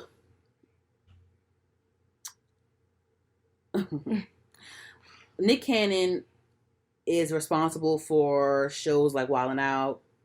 He played a big role in Nickelodeon recently. I guess the chairman or whatever the fuck he did for Nickelodeon, and other things like CBS and things like that. So those networks are all under Viacom. And Viacom has decided to terminate and end all of their relationships with Nick Cannon. So this means no more Wildin' Out. This means no more whatever the fuck he had going on under this umbrella of Viacom. And so this is what Viacom said. Viacom condemns bigotry of any kind, and we categorically denounce all forms of anti-Semitism. We have spoken with Nick Cannon about an episode of his podcast, Cannon's Class, on YouTube, which promoted hateful speech and spread anti-Semitic conspiracy theories. While we support ongoing education and dialogue in the light against bigotry, we are deeply troubled that Nick Cannon has failed to acknowledge or apologize for perpetuating anti-Semitism, and we are terminating our relationship with him. We are committed to doing better in our response to incidences of anti-Semitism, racism, and bigotry. Viacom CBS will have further announcements on our efforts to combat hate of all kinds. So, basically what I got out of this was they confronted him about what he said. He stand firm in what he stood firm in what he said. He stood behind what he said. Like in the statement that I read from him, he of course he's not for the hate or whatever the fuck. He doesn't hate people, no. But he also stands by what he said, because what he said was just from what I got from the clip that I played, it was just him just trying to make sense of how everything is ordered. Yeah. If that makes sense. I get it. So, I didn't get too much of what he said about Hebrews or whatever the fuck he said, or Jews or whatever. But I think, I just think that he is just trying to make sense in how the order is, but not promote hate. You know what I mean? At the same time, it's not, it's not how, I'm trying to think, because he's really just trying to be logical on why people are oppressed, certain people are oppressed, or why it's the way it is, because versus a white person just saying, oh, fuck niggers and fuck these dirty niggers, these animals, they love being ghetto, and they love that ghetto shit. They don't want to be anything more. They're lazy. They're, you know what I'm saying? He's trying to be rational and explain why people are oppressed and why the oppressors are indeed savages and indeed because honestly, racism and prejudice is because people are threatened by the opposing race, and that's what he said. And they don't want, just like how in slavery, that's like literally what he said. Just like in slavery, you know what I mean? This is the most basic thing that I'm saying, whatever. But it's like in slavery, they separated the lights from the darks. Yeah. You were still a slave, but you were a house slave. Yep.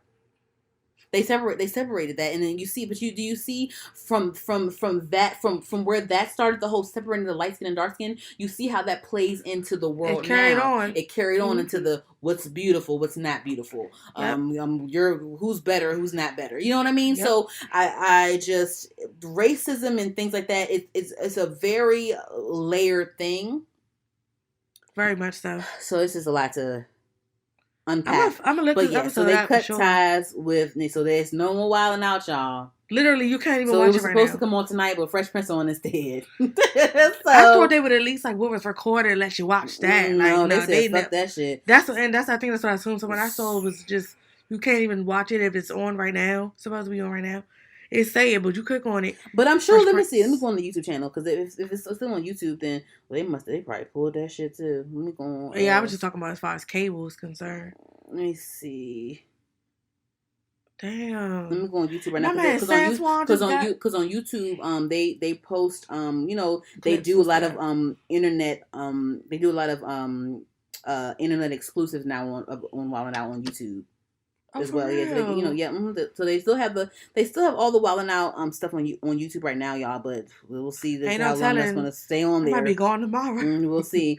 But yeah, so I mean, the thing is, like, they'll do, if this was a white person saying that black people were savages or animals, they will be terminated as well. So I'm not going to say like, oh, it's not fair that you did that to Nick Cannon, but I'm not mad at what he said at the same time. But I'm glad that Nick Cannon is standing by his word, I guess. I'm glad about that, and maybe this could be a way of him trying to figure out another way to utilize other platforms without having to look at a higher up, I guess. You know what I mean? That's what I was thinking. But yeah, he was definitely tied in with CBS and I want to know MTV and Nickelodeon. I just want to know, like, BET. I know and he all created the Wild and Out, networks. so like, can he take that elsewhere? Like, I hope so. You said what? I hope, like I was asking you, like, I know he created Wild and Out, so like, I wonder, would he be able to take that title? I'm trying to figure out, does Viacom own the name Wild and Out? That's what I need to know. You know what I'm saying? Like he's responsible for Wild and Out, but it was on the MTV VH1 networks. That's what I'm trying to figure out. So we guys need to see, like, because even with the even with the Wild and Out shit. Like I said last episode, Jesse Wu, like the producer said, "Oh, you're not exotic enough." Like I feel like he doesn't have a full control. I want him to speak on that, because I guess he lets people hire whomever, but it still goes through. I just want to see how that works. I'm not sure how much control he has. I think he might need to be more hands on with it. Huh? Maybe he's hands on because he's a part of the show. I mean, I know, but I mean, as far as like hiring process. And that's hard to do. He's a busy man. Exactly. That's why people are put in those certain positions to do their job. I know. But what I'm saying, I'm just trying to say, I'm just thinking like, I do want I'm just thinking like, okay, I don't know if he has. Does he own? Let me Google it. Does he own Wild 'N Out? Nick Cannon. He'll probably speak on it soon. Nick Cannon own Wild 'N Out.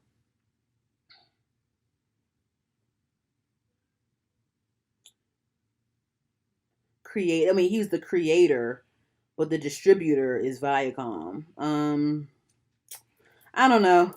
We'll find out. We'll see. Because my whole thing is like, okay, he can just bring Wild 'N Out to YouTube under his shit. That's what I'm saying. That's the case. You know what I'm saying? Whatever. But I'm just worried about like the cast members on Wild 'N Out, because that show is a stepping stone for a lot of comedians. I'm not really too much worried about DC Young Fly or B Simone or Carlos Miller and them, because they have their own platforms for other shit. But the other like that girl J. Cole, she just got on not too long ago. I know. She's from the DMV area. Who else? Like there's a lot of up and coming people. He's like new on this new season. His name was Santuan, and he stayed coming at Justina. Like Justina will be fine too, I think. But like she still has her Justina. She really is underappreciated. Honestly, I feel like she's a really good rapper. She's really talented. She's definitely like. She's signed to Nick Cannon, but I don't know. The boy Santuan, he got 55.2K followers. So he's doing something. Let me see. But them followers don't mean shit. You can have them follow and still be broke. But I just followed him like this past week, so I don't know like what other platforms he has or other lucrative ways of making money he has. He just got a Wild 'N Out this season, literally. So I just found out about him. So that shit ain't Aaron. Oh, he's a singer, choreographer, stuntman. So that shit ain't Aaron. Voice actor, cheerleader, singer. So I mean, he does other stuff. I just don't know. So I want to see. I want Nick to come back out and make another statement about this. But hey, he stood on his shit. He will. He stood on his shit, and I'm glad. So I'm guessing from the looks of the statement, it looks like they tried to tell him to apologize about this shit. Yeah. And he was like, no. He stood by what he said. He said, yeah, whatever. So good for you, Nick. Yeah. Maybe hopefully I got that right. Anywho, so yeah, that's all for my pop culture. Have any music you wanna mention? Yeah, so Tinashe announced a new project coming out. I think it's called Nashe or that photo she posted. Yes, that Baps and that Baps. I was loving very it. Much Baps. I was loving it. Yeah, she looked really cute. Because I'm like, damn, when did Songs for You come out? And I guess Songs for You came out back in 2019 or something like that. So yeah, so I'm like, I guess it's time for a new project. She's been like releasing little remixes of certain songs on Songs for You. Okay. Yeah. Okay. And like little nice short visuals on YouTube as well. There's a lot of people in the house. They need something. Yeah. But yeah, she announced a new project coming soon. Oh, coming July 17th. She said new Nashe. I don't know what the name's going to be. Is it going to be called Nashe? I don't know, but I'm excited for her. Let me listen to Nashe. I just want to make it a point to support everything that she does. I think she's really talented. I was really disappointed. I was really disappointed that I couldn't go see her this year when she was supposed to go on tour.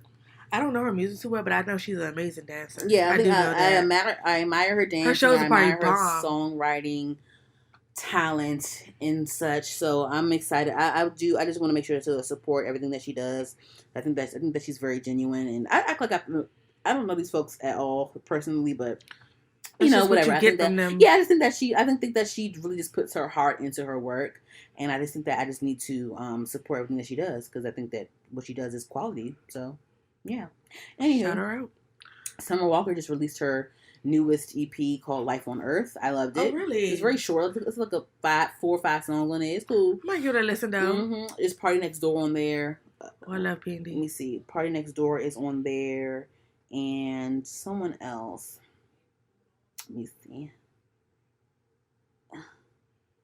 Party Next Door is featured on there, and then someone called No One Noah is featured on there twice. Okay. And the EP has 5 songs on there, and they're all pretty good. I love Deeper. That's my favorite. And I love the Party Next Door track as well. But yeah, so Summer Walker is another fave of mine. I appreciate her work. I love her voice, and yeah, I think that she's starting to get the hang of this famous thing, I guess, Hopefully so, child. Yeah. We don't get into that. YG released a new song called Swag. Do you like it? It's cool. What? Oh my God. It was out of nowhere. Yeah, it's cool. It's cool. People were kind of thrown off by him like reenacting the Kaepernick kneel on one of the cover art. Yeah, but I don't know why. He released a couple of different versions of cover art or whatever. I mean, it's very much Black Power in the video. Yeah, so why were they surprised? They were like thrown off by it. Just people on Twitter just be saying shit for no reason. But I mean, the song is cool. I fuck with it. I love the video. I love YG's artistic vision. Speaking of YG, he dissed Nicki Minaj randomly for no fucking reason, and I definitely expect her to come out with like a diss track or diss feature or whatever the fuck she does. Yep. Yeah, for sure. Because they asked him about and the thing is like a lot of these fucking radio people, they instigate a lot of shit. Yeah. Because if they hadn't asked that bullshit, it wouldn't have been no goddamn problem. Because they want that shit to come out on their radio show. It's just. Anyway, so when the person asked him like, "Oh, did you? I know you saw Nicki Minaj work with 6ix9ine. Are you going to work with her ever again?" And he was like, "Nah, I ain't doing nothing with her ass." And I'm like, this shit being like messy. That. But it's like, y'all, why I asked him that shit? Like, and it had nothing to do with nothing. Like, I'm sure it didn't. Anyway, whatever. That was all that's all the music from. Oh yeah, and then Kid Cudi and Eminem had like a song that came out together. It came out already? It's out. Yeah, it's pretty cool. I like it. I fuck with it. Oh shit! It's called The Adventures of. Let me see. Kid Cudi is slowly creeping up on us, y'all. And I'm here for it. I'm glad that he is out of his hole and in a better mental space for sure. I'm so here for it. I love After that Red Table Talk, he just started. The Adventures of Moon Man and Slim Shady. Flourishing. So that's the new song title. Yeah, so it's pretty cool. I fuck with it. Okay, Kid Cudi. I fuck with it, Moon Man. Yeah. And is him and Travis, are they gonna have like a project together soon or something shit like that? Like, I don't know. Because their group is called the Scots. Yeah, that's what I'm talking like. But then I haven't heard anything since that one song, so it's like. I mean, listen. I would love a nice Travis and Kid Cudi joint project. I think that would be sonically pleasing. Definitely. Travis already did a joint thing with Quavo, so why not do a joint thing with Kid Cudi? I feel like, I love when artists do collabs with people that sound similar to them but still are different, if that makes sense. Mm-hmm. Like, I definitely think that Travis Scott's sound was influenced by Kid Cudi's sound for sure. For sure. Yeah, early Kid Cudi type shit. But yeah. I'm here for that if they did like a whole project together. Like, y'all like need that. I would love to listen to that. But yeah. Did you have some? I had a few. Randomly, you know how like MTV shows, it'll show like those unplugged things where it'd be like people singing like live, and I was like asleep and I just heard the TV on, like I don't know what time it was, and it was this guy named Gallant. Have you ever heard of him? Mm-mm.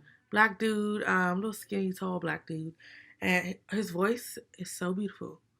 Oh my god! And he's singing a song called Bourbon, and I'm gonna get into it more. This was just a few days ago. And I listened to it. I went on Apple Music and like played it again. Of course, the live version sounds better, but like his voice is still. I think y'all, if you're gonna go look him up. Singing live, like his voice is everything. That's the only song I know so far. I just saw this shit like 2 or 3 days ago. Also, another person I saw is this guy's name was Rag and Bone Man, and his voice very much reminds me of like you know the group Imagine Dragons. Mm-hmm. His voice very much reminds me of like the lead lead singer. Yeah. Okay, yeah, fuck with that. He has a really good voice. It's a song he performed on the Unplugged thing. Also, it's called Human. Mm-hmm. I really liked it a lot. I heard my boyfriend so he liked it too. Black dropped an EP, 6-song EP called 6 Piece Hot. Oh. Oh yeah, he did. I didn't know. I mentioned that the last episode. Did you? I think I mentioned. Yeah, I mentioned Black having a project out. I just didn't get a chance to go get around to it. I just found out like today or yesterday, no, I said it. Well, I forgot, and then I saw it on social media. But from what I saw on social media, it was all good things. Nobody had nothing bad to say. But I like Black, so I suspect Whoa. Sorry. Finish your thought. Okay. My thought or the music. Finish what you were saying. Okay. No, I just heard all good things about it. I didn't listen to it yet because I just found out, but I am going to. City Girls dropped an alternate visual for our jobs. Oh, all they did was just I didn't watch it. They didn't. Did you watch it? No, they just all they did was just they released the video without the skit. That's basically what it was. That's them. Yeah. Okay. And then because that's what they do. Like that's how it is nowadays. They these artists they'll release the project, then they'll also release the songs on YouTube as well. Yeah. Because this is for streaming purposes. Okay, well, because I feel like the City Girls. I feel like their numbers aren't. I think they just want that. They don't. Their numbers right now aren't really that good. I didn't think so, but yeah, it's not really that good right now. Because I really think it's because of COVID, honestly. But yeah, it's just I don't think that their numbers are at where they want it to be right now. Because none of their songs are on the Hot 100 at all. Not right at now. all. I heard Job every now and then. Yeah, on the radio, but like but it's not on. That's it. And like even their Doja Cat video, like it's not even at 2 million views yet. And I really liked it. And Doja Cat, like her music videos get 15 million easy off the bat. I thought those numbers would spike up to start off. Yeah, but yeah, like the Doja Cat video they did with her, like that shit not even at 2 million yet. Wow. And they're trying to promote because they've been releasing like the little City Girls miniseries and shit too. So they're trying they have to check out their little miniseries. They're doing their promotion rollout the way they should be, but it's not really impacting that well to my expectation rather. Like I just feel like it should be way more than what it is right now. I agree. But one last thing, I just heard that J. Cole said that he has new music on the way. He's already talked about like the theme of his album was going to have to do with like presidential election and stuff like that. He said that like last year sometime, but he said the holdup was because of Corona. So probably for like maybe some features. He doesn't really do features that much. A lot of times he'll just do his whole album by itself. But yeah, he just said it was delayed because of Miss Rona, and I'm just happy because I've been waiting for my brother to drop something.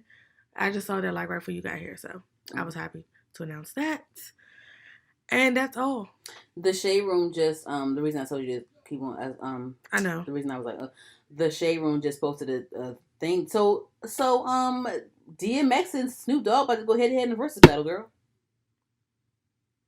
When? Did they give a date? It's July 22nd, Wednesday. I'm watching. Yeah, me too. Who you got? Snoop Dogg, girl. I know.